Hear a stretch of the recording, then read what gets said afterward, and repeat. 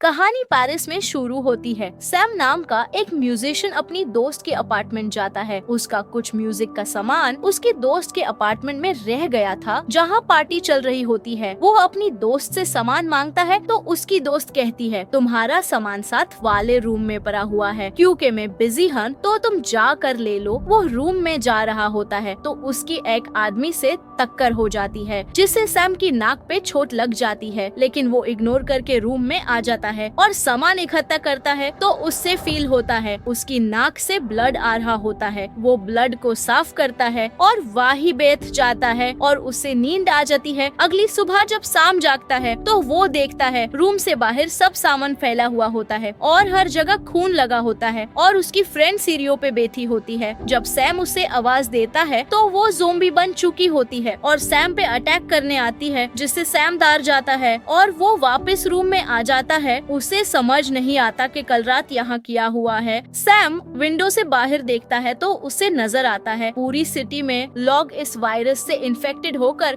Zombies बन चुके हैं और जो लोग सही हैं उन्हें ज़ोंबीज काट काट कर ज़ोंबीज बना रहे हैं। एक वक्त में उसे लगता है जैसे ये कोई सपना हो, लेकिन जाल उसे एहसास हो गया कि ये हकीकत है। सैम अपनी बिल्डिंग में अकेला रह गया है। डर और परेशानी उसे जकड़ लेती है और वो फैसला करता है कि जब तक कोई मदद नहीं आती वो इस बिल्डिंग में ही रहेगा। और वो बिल्डिंग में सफाई शुरू कर देता है, इस डर से कि कहीं बिल्डिंग में पारे खून से मैं भी इन्फेक्टेड ना हो जाऊं। सफाई करते वक्त उसे नीचे के फ्लोर से आवाज आती है। वो सुनने की कोशिश करता है तो अचानक फ्लोर से गोली आती है और फ्लोर में सुराख हो जाता है। वो सुराख से झांक के देखता है कि एक बूढ़े आदमी ने खुद को गोली मार ली होती है। वो फ्लोर को तोड़ता है और नीचे वाले फ्लोर में चला जाता है। वो देखता है कि बूढ़े आदमी की वाइफ भी ज़ॉम्बी बन चुकी थी, इसलिए आदमी ने पहले अपनी वाइफ को और फिर खुद को गोली मार ली होती है। वो उस आदमी के घर से उसकी गन और सारी बुलेट्स ले लेता है और फिर घर में से सारा खाने का सामान इकट्ठा करता है, जिसके बाद उसे काफी अपार्टमेंट्स की चाबियां भी मिल जाती है। अब वो हर एक अपार्टमेंट में जाकर खाने का सामान इकट्ठा कर रहा होता है, क्योंकि उससे अंदाजा नहीं था वो कब तक इस बिल्डिंग में रहेगा। वो एक अपार्टमेंट में जाता है तो वो देखता है उस अपार्टमेंट में कुछ ज़ोंबीज होते हैं जो सैम पे अटैक कर देते हैं। सैम उन ज़ोंबीज से बचकर भाग जाता है और उस अपार्टमेंट के गेट पे क्रॉस का निशान बना देता है, जिसका मतलब था इस अपार्टमेंट में नहीं जाना। दूसरे अपार्टमेंट में उसे कुछ ड्रम्स और कैसेट्स मिलती हैं। वो उस अपार्टमेंट से सारा सामान लेकर वापस पुराने अपार्टमेंट में ले आता है। टाइम स्पेंड करने के लिए वो कुछ कैसेट सुनने लग जाता है और ऐसा ही उसका पहला दिन गुजर जाता है। रात को जब सैम सो रहा होता है, अचानक उससे गेट के बाहर किसी के भागने की आवाजें आती है। वो गन का फायर करता है, लेकिन फायर होता ही नहीं है और ज़ॉम्बीज रूम में घुस कर उस पे अटैक कर देते हैं और अचानक उसकी आंख खुल जाती है। ये उसका बुरा सपना था। वो काफी डर चुका होता है। ऐसे करते करते कुछ दिन गुजर जाते हैं। एक दिन वो बिल्डिंग से भागने की कोशिश करता है। वो बाहर आता है और ज़ॉम्बीज से छुप कर भागने की कोशिश करता है, लेकिन उससे ज़ॉम्बीज देख लेते हैं और सैम पे अटैक कर देते हैं। लेकिन वो जैसे तैसे खुद को छुड़वा कर वापस बिल्डिंग में भाग कर आ जाता है। इन सब हालत से तंग आकर सैम अपनी जान लेने की कोशिश करता है, लेकिन उसमें इतनी हिम्मत भी नहीं होती। अब सैम की दिमागी हालत खराब हो रही थी अकेलेपन की वजह से। अगले दिन वो बिल्डिंग से देखता है कि सारे ज़ॉम्बीज कहीं जा चुके थे, तो अकेलापन खत्म करने के लिए वो जोर जोर से ड्रम बजाता है, जिसकी आवाज से बहुत सारे ज़ॉम्बीज उसके अपार्टमेंट के बाहर जमा होना शुरू हो जाते हैं। वो चाहता था बिल्डिंग के आसपास कोई होना चाहिए। उसी रात सैम जब सो रहा था, उसे रूम के गेट से किसी के चलने की आवाज आती है। वो समझता है जरूर कोई ज़ॉम्बी है। सैम गेट पे फायर कर देता है। फिर गेट खोल कर देखता है तो कोई ज़ॉम्बी नहीं बल्कि एक लड़की होती है जिससे गोली लग चुकी होती है। सैम को ये देखकर पछतावा होता है और वो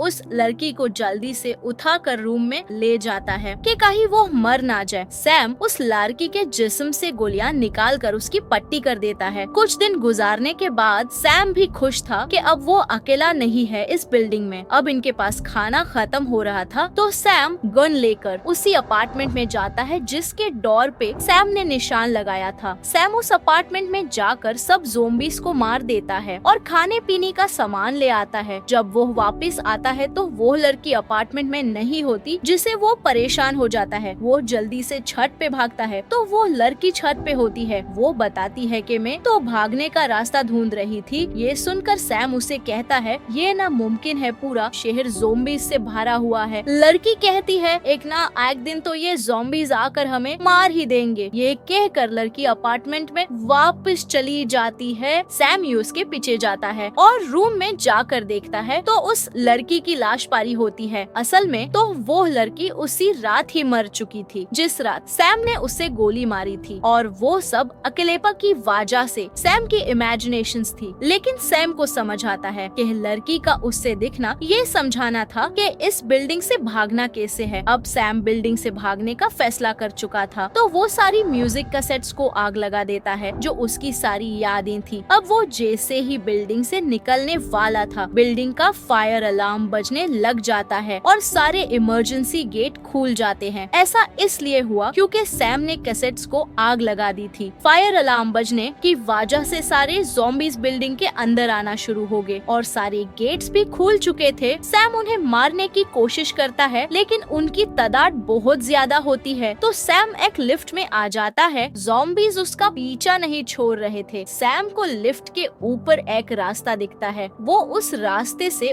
ऊपर वाले फ्लोर पे आ जाता है। वहाँ भी बहुत सारे ज़ॉम्बीज थे और उनसे छुपकर सैम छत पे आ जाता है। एक ज़ॉम्बी सैम के पीछे छत पे आ जाता है। इससे पहले वो अटैक करता, सैम ने सामने वाली बिल्डिंग पे रस्सी फेंक कर अटका दी और छत से रस्सी से कूद कर सामने वाली बिल्डिंग में जाने की कोशिश करता है। वो दीवार से टकराकर बेहोश हो जाता है। थोड़ी देर बाद जब उसे होश आता है तो वो रस्सी के सहारे दूसरी बिल्डिंग की छत पे आ जाता है। सैम वहाँ से देखता है पूरी सिटी सुनसान थी और वो परेशानी से ये सोचता है कि अब उसे जैसे तैसे इन ज़ॉम्बीज के बीच ही जिंदगी गुजारनी पड़ेगी।